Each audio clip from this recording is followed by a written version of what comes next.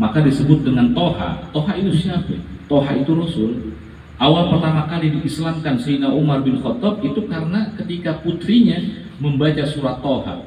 Di saat itu Sayyidina Umar yang tadinya ingin membunuh Rasulullah, ya, ingin membunuh Nabi, ya, ingin mengusir Rasulullah dari Mekah Al-Mukarramah, pada saat itu putrinya sendiri yang beliau abaknya aja nggak tahu, putrinya ternyata ikut Rasulullah, ikut ngaji sama Nabi Muhammad SAW. Dikelihatan dan ketahuan sedang membaca surat Toha. Saat itu diambil dan direbut oleh Sayyidina Umar dari putrinya.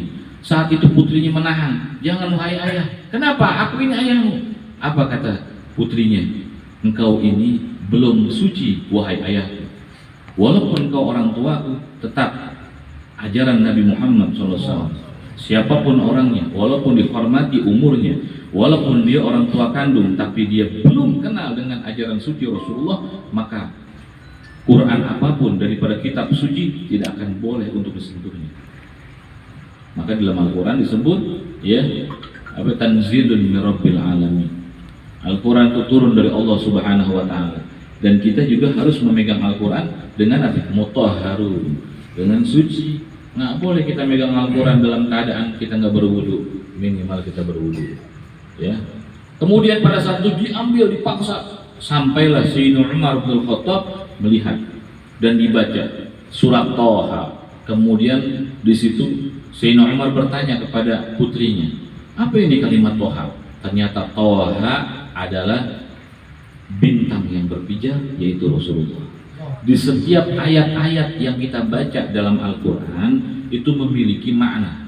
Ada ayat yang namanya ayatul muhkamat, ada yang namanya ayat mutasabbihat. Kalau ayat mutasabbihat itu adalah ayat yang dimana di situ banyak ibrah, peringatan, di situ banyak sejarah perjalanan yang dimana kita nih menjadi salah satu ibrah contoh. Jangan sampai kita seperti Bani Israel, jangan kata kita seperti kaum Ad, jangan sampai kita seperti kaum Samud. Begitu juga ayat muhkamat. Apa itu ayat muhkamat? Ayat yang menghukumkan undang-undang yang ada di dalam Al-Quran tersebut. Contohnya 30% dalam Al-Quran mengandung hukum fikih, walaupun ada perintah di antaranya dalam Al-Quran tentang sholat, namun di situ tidak ada gerakannya, maka dipadukan dengan hadis Rasulullah, maka ketemu di situ.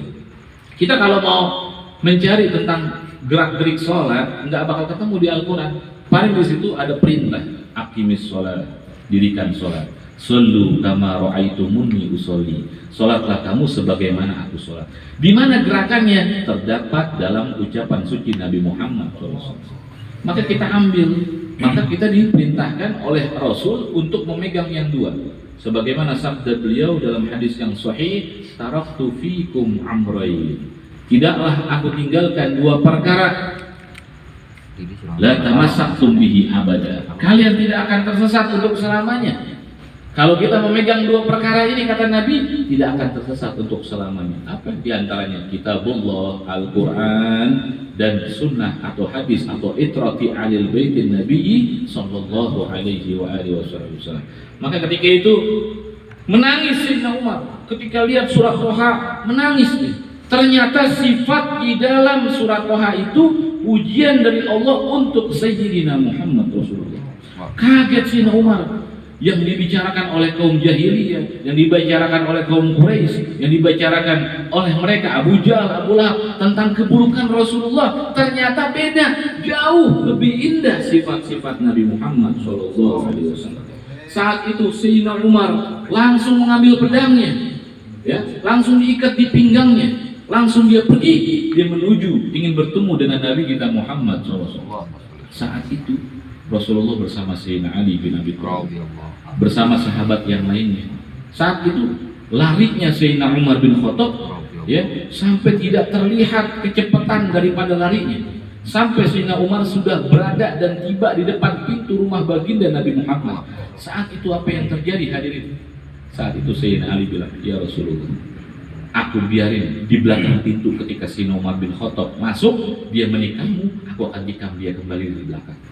Jangan wahai Ali, kita tahu Sayyidina Umar ini walaupun dia bengis, walaupun dia galak, walaupun dia sangar, ya, tapi aku di dalam hatiku ini seperti ada pancaran percikan cahaya yang ada di dalam hatinya Sayyidina Umar, ada cahaya Allah Subhanahu wa taala atau disebut cahaya hidayah.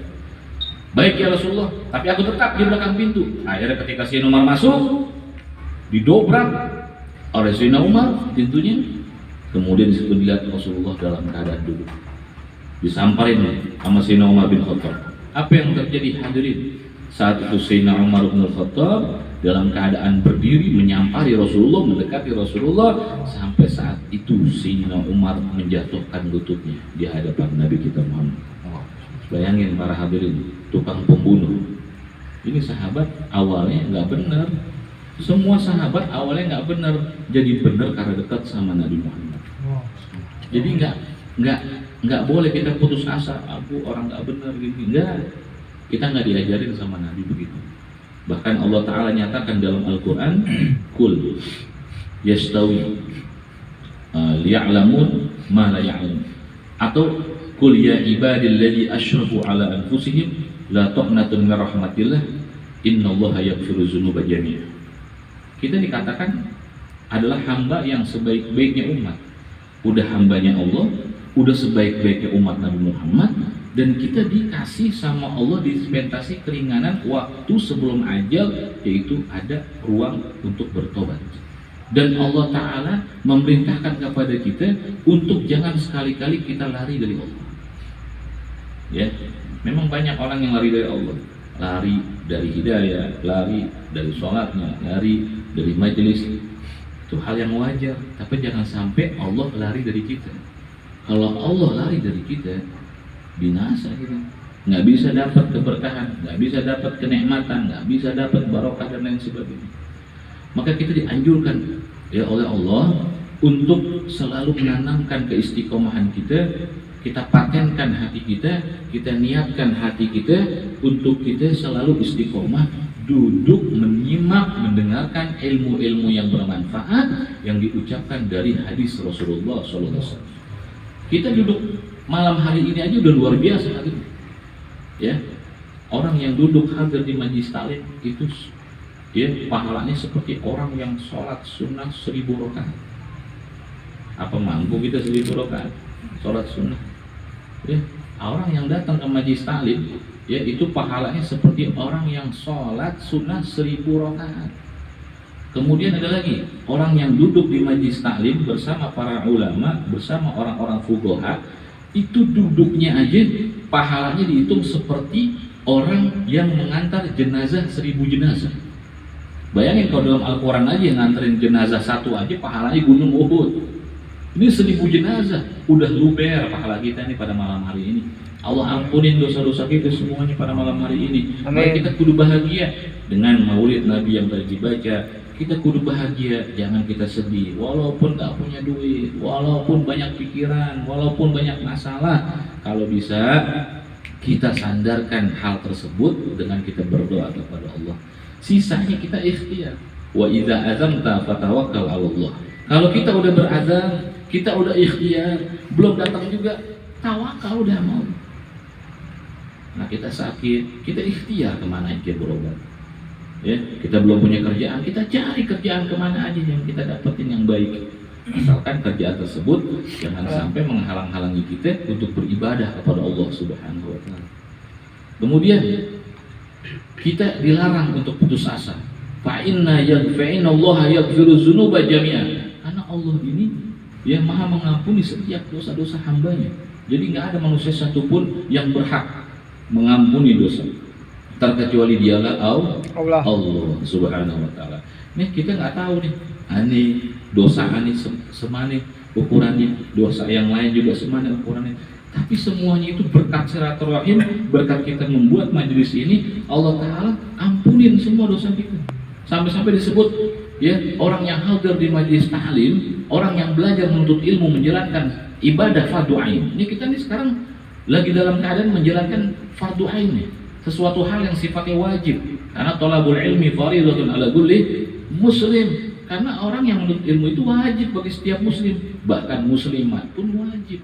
Ini kita udah ngejalanin hal yang fardu ain, yang wajib, yang dimana Majlis yang hukumnya fardu ain itu aqrab minal malaikah, sangat dicintai dan dekat banget sama malaikat.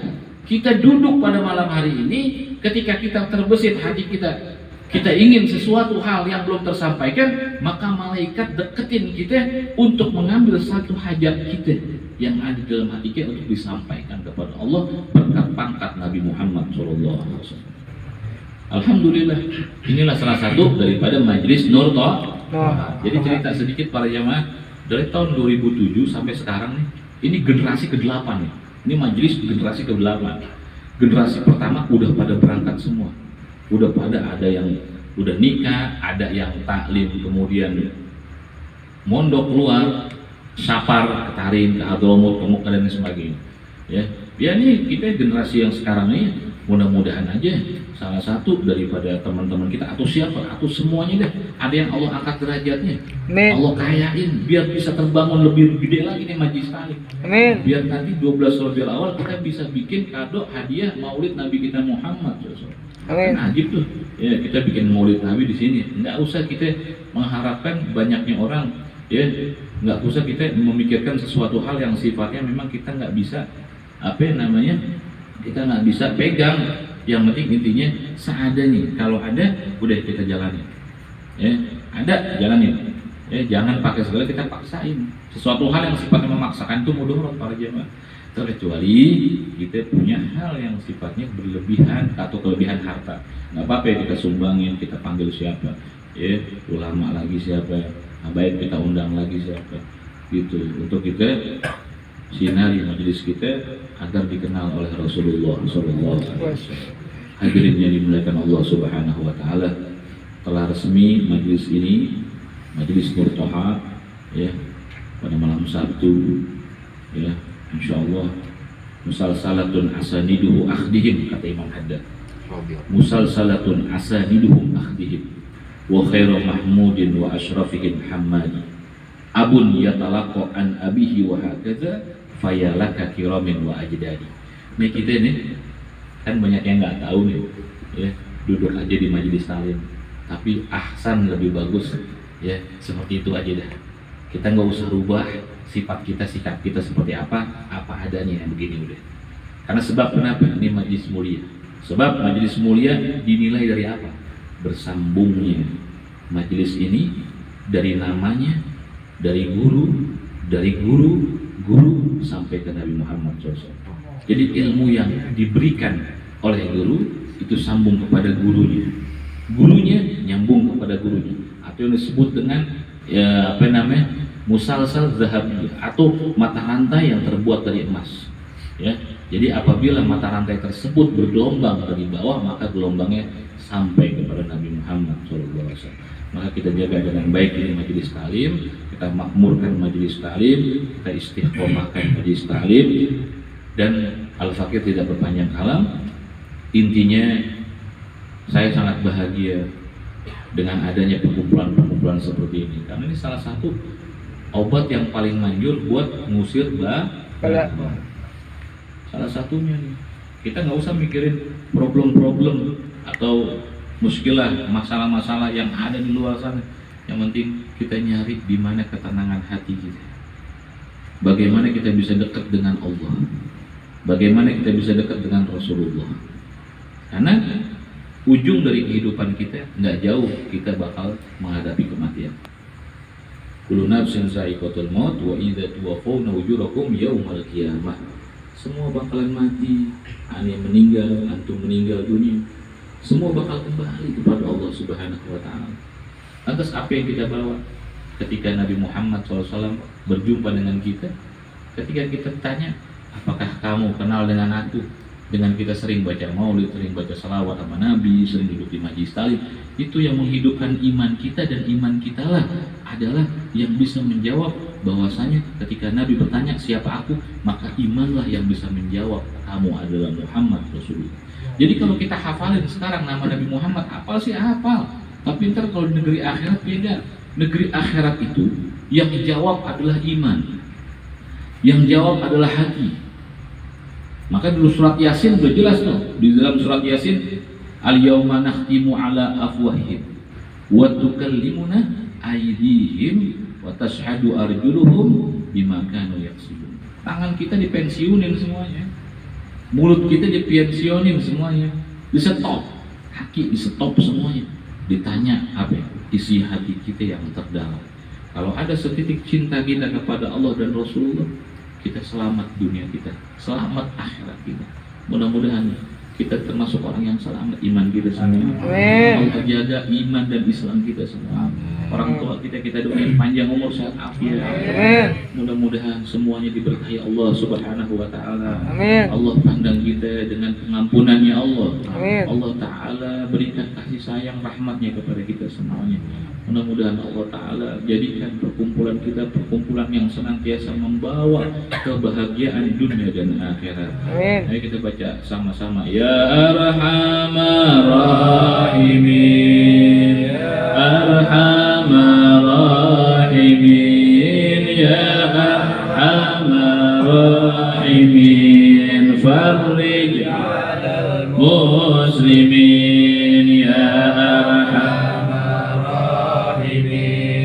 Ya Arhamar Rahimin, Ya Arhamar Rahimin, Farrij 'alal muslimin. Ya Rabbana Ya Karim, Ya Rabbana Ya Rahim, Antal Jawadul Halim, wa Anta Ni'mal Mu'in. Ya Arhamar Rahimin, Ya Arhamar Rahimin, Farrij 'alal muslimin. Wa laysa narju siwak fadrik ilahin darak qabla al-fana wal halak, Ya ummu dunya wa din, Ya Arhamar Rahimin, Ya Arhamar Rahimin, Ya Arhamar Rahimin, Farrij 'alal muslimin. Waghfir li kulli dhunub, wastur li kulli al-'uyub, wakshif li kulli al-ghurub, واكفي هذا المؤذين، يا أرحم الراحمين، يا أرحم الراحمين، يا أرحم الراحمين، فرج على المسلمين. ثم صلاة وسلام على شفيع العنام وآل نعم الكرام والصحب والتابعين، يا أرحم الراحمين، يا أرحم الراحمين، يا أرحم الراحمين، فرج على المسلمين. Hadirin yang dimuliakan Allah Subhanahu wa taala, insyaallah kita kembali dan kita ketemu lagi ya di hari yang berikutnya di malam Sabtu yang akan datang, dan insyaallah akan kita kaji sedikit daripada bab permasalahan masalah kurban. Sedikit sisanya Al-Fakir istikharah pengen menceritakan tentang biografi Nabi kita Muhammad SAW. Jadi tentang sejarah Rasulullah SAW dari mulai beliau sebelum dilahirkan, ya, kemudian masih anak-anak, kemudian diangkat menjadi nabi, ya, nikah dan lain sebagainya sampai wafatnya beliau. Nanti kita akan bahas tentang perjalanan Nabi kita mulia Rasulullah. Insyaallah kita sehat afiat panjang umur semuanya. Amin. Assalamualaikum warahmatullahi wabarakatuh. Waalaikumsalam. Bismillahirrahmanirrahim. Alhamdulillahirabbil alamin, hamdan yuwafi ni'amahu wa yukafi'u mazidah. Ilahana ya rabbana anta maulana kama yanbaghi li jalali wajhika wa 'azimi sultanik. Subhanaka la nuhsi kama anta asnaita ala nafsik falakal hamdu hatta tardah wa lakal hamdu idza radit wa lakal hamdu ba'da ridha. Allahumma shalli ala sayyidina Muhammadin fil awwalin, sallim ala sayyidina Muhammadin fil akhirin, salli wa sallim ala sayyidina Muhammadin fi kulli waqtin wa hin, salli wa sallim ala sayyidina Muhammadin fil mala'il a'la ila yaumiddin. Allahumma ja'al wa awsil wa taqabbal thawab ma qarnahu min al-Qur'anil azim wa ma halalna wa ma sabahna wa ma astaghfarna wa ma salayna ala nabiyyika Muhammadin sallallahu alaihi wasallam fi hadzal makan al-mubarak wa fi hadzal majlis al-mubarak wa fi hadzal awqat asy-syarifah ij'al ya rab hadiyatan minna wasilah wa rahmatan bi fadlika nadilah wa rahmatan syamilah wa sadaqatan mutaqabbalah nuqaddimuha wa nuhdiyah ila hadratin nabi Muhammadin sallallahu alaihi wasallam kafati abai wa ikhwani min al-anbiya wal mursalin alikulli minhum wa sahabati ajma'in wa tabi'ina lahum bi ihsan ila yaumil sayyidina Abi Bakar wa Umar wa Utsman wa Ali kafati asratul basina bil jannah silatul Fatimah az-Zahra wa Khadijah al-Kubra Aisyah ar-Ridha Imam Hasan Maulana al-Husain Hamzah wal Abbas Abdullah bin Abbas kafati ahli al-Badri wal Hudaybiyah wa jami' ahli bait Rasulillah wa zurriyyati Rasulillah wa ashabi Rasulillah summa ila ruh Imam Ali Zainal Abidin Muhammad al-Baqir Ja'far Sadiq Ali al-Uraidi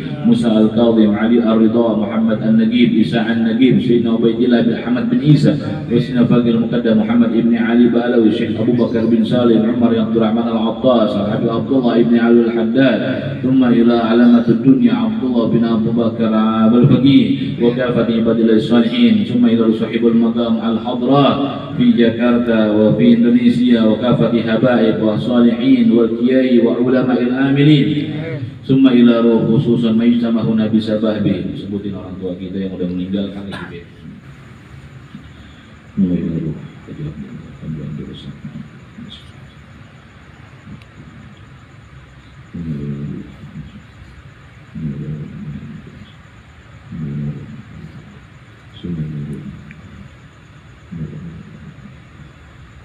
Allahumma awsi sobat dzalika minna ilaihim waj'al nuran wa yasawita ala baina aydihim Allahumma ighfir lahum warhamhum wa'afihi wa'fu anhum Allahumma ighfir laha warhamha wa'afiha wa'fu anha wa adkhilul jannata maswahum aw maswaha anzir rahmatan maghfirah alaina alaihim warfa' lahum ad-darajat wa dha'if lahum al-hasanat kafir anhum as-sayyi'at wa adkhilul jannata ma'al aba wa awliya wa syuhada'i wa ummahat ya ayyatuhan nafsul mutma'innah irji'i ila rabbiki radiyatan mardiyah fadkhuli fi ibadi wadkhuli jannati Rabbana istajib du'ana ya Allah Rabbana unzur ilaina ya Allah bi'ainika rahimah bi'ainika maghfiratan min indillahi birahmatika ya arhamar rahimin Rabbana atina fid dunya hasanah fil akhirati hasanah wa qina adzaban nar sallallahu ala sayyidina Muhammad wa ala alihi wa sahbihi wa sallam walhamdulillahi rabbil alamin qabul